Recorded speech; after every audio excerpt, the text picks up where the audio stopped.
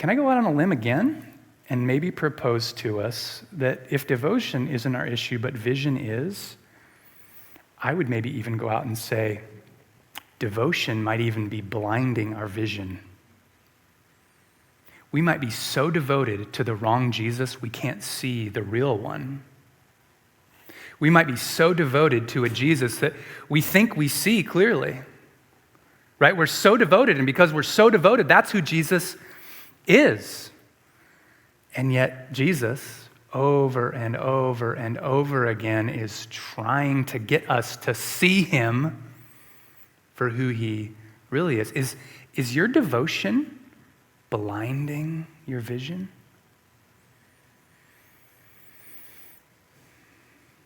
I don't know.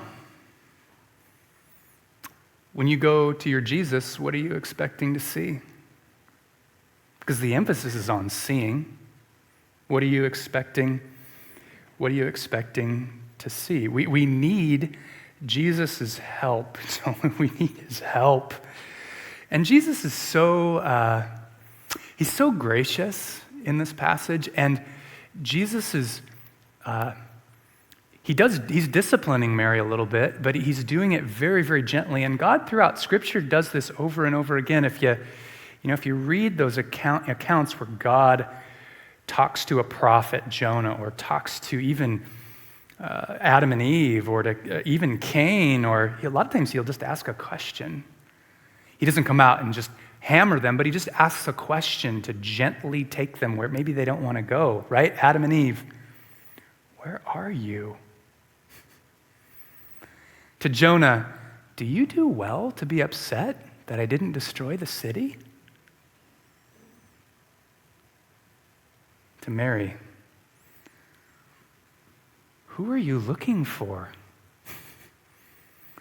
She's so devoted to a dead Jesus. I'm looking for Jesus. But she's looking for the wrong one. She's looking for a dead Jesus. And friends, brothers, sisters, how many times are we looking, but we can't see the Jesus, the real Jesus? We're devoted to a weak Jesus, or an anxious Jesus,